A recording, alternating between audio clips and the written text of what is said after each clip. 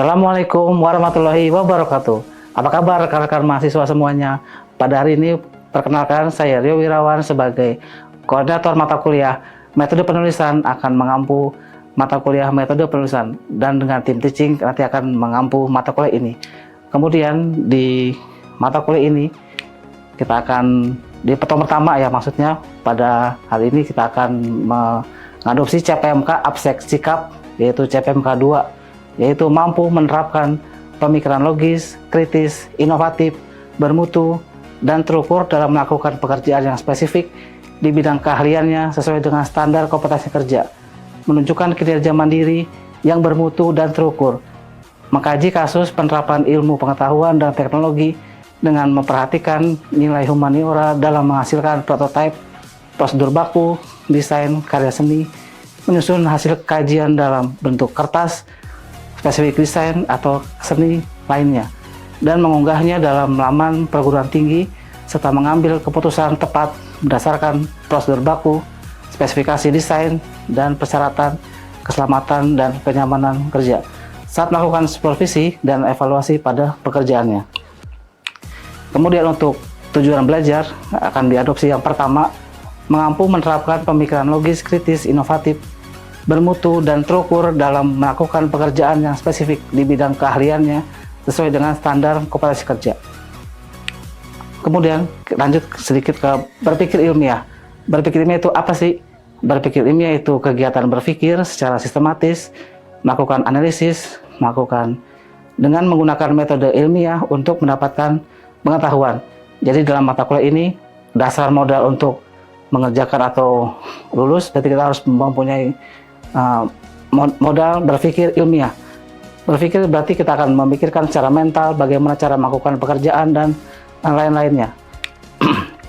Kemudian hasil berpikir kita akan kita tuliskan dalam sebuah paper atau karya ilmiah. Di sini menurut Jacques, penulisan berarti mentafsir, menyusun, merangkai kata-kata, menguraikan, menghimpun, mengulas, dan menyalin. Nah, karya ilmiah sendiri ini adalah karya ilmiah dalam bentuk tulisan tadi, bersifat sistematis, metodologis, menggunakan pendekatan ilmiah untuk menyajikan penelitian atau analisis tentang suatu topik tertentu. Nah, di dalam menyusun tugas akhir ini akan semua dibutuhkan.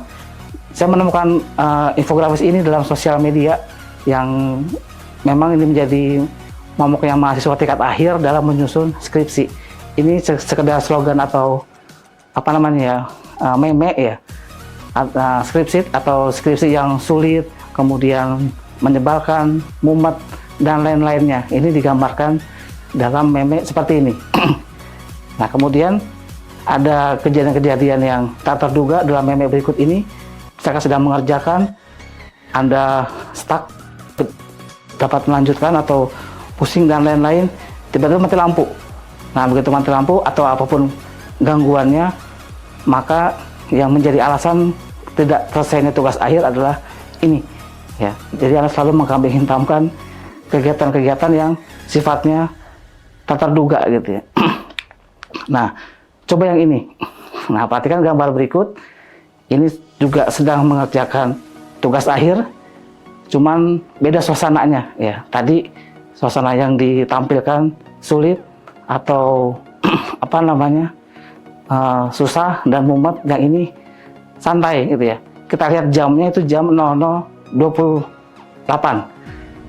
dan ada tempelan-tempelan untuk motivasi-motivasi, cepat kerja, cepat lulus, cepat bahagia, dan lain-lainnya. Dan ada gumpalan-gumpalan kertas yang banyak. Itu berarti kan ada kesalahan dalam mencetak atau membuat pengerjaannya, dan tidak masalah gitu ya. Dia tetap mengerjakan tugas akhirnya atau penulisannya. Nah, sini yang disebut script suite. Kalau tadi script sheet, kalau sekarang script suite. Nah, mata kuliah ini akan membantu Anda dalam mengerjakan tugas akhir skripsi yang suite gitu ya. Nah, sebelum lanjut ke lebih jauh, di sini ada contoh kasus ya.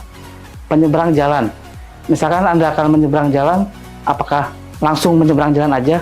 Pasti tidak kan? Pasti memikirkan suatu bagaimana caranya, kemudian kapan waktu yang pas menyeberang jalan, dan lain-lain.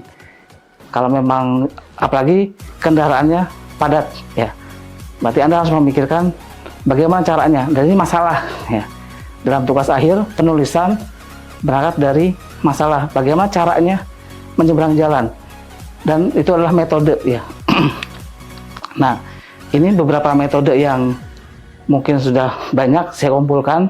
Yang pertama, menyeberanglah di zebra cross. Itu metode ya, jika Anda menyeberang jalan gunakan zebra cross. Bagaimana caranya, bagaimana lakukannya. Nah, Anda tuliskan itu dari masalah menyeberang jalan ke zebra cross, kemudian caranya bagaimana, kemudian apa yang mesti dilakukan. Mungkin di zebra cross Anda berjalan tidak gampang juga ya, mungkin ada motor yang masih sengaja lewat atau terburu-buru gitu. Nah, itu perlu diceritakan dalam penulisan. Yang kedua ini, di zebra cross sudah berjalan tapi masih menggunakan isyarat tangan. Ya, ini juga metode tambahan zebra cross dan isyarat tangan. Mungkin tadi padat lalu lintasnya, tidak ada rambu-rambu lain, maka tuliskan di penulisannya bagaimana gitu ya. Metodenya ada dua berarti. Yang ketiga ini ada jembatan penyeberangan, JPO, jembatan penyeberangan orang. Nah, ceritakan dalam tugas akhir Anda misalkan bagaimana menyeberang jalan dengan menggunakan penyeberangan jembatan ya. Mungkin lebih aman, mungkin lebih safety, tapi mungkin membutuhkan tenaga untuk naik ya ke zebra crossnya, ke jembatan penyeberangannya. Kemudian terakhir ini menyeberang dengan bergerombol ya, atau bersama-sama. Ini juga metode yang tepat juga untuk dilakukan jika Anda ingin menyeberang jalan ya, sebagai bersama-sama, jangan sendirian ya. Bersama, ada yang instruksi tangan dan lain-lain. Nah, itu diceritakan Anda melakukan sesuatu pekerjaan, menyelesaikan permasalahan, apa metodenya. Kalau nyebrang jalan, apakah dengan zebra cross, apakah dengan JPO, apakah dengan bersama-sama, atau punya metode lain yang sudah baku dan ilmiah gitu ya. Baik, itu saja pengantar dari saya. Terima kasih atas perhatiannya. Nanti kita akan lanjut ke materi yang lain dalam bentuk PowerPoint, dalam bentuk kuis, dan lainnya. Kurang lebihnya mohon maaf. Wassalamualaikum warahmatullahi wabarakatuh.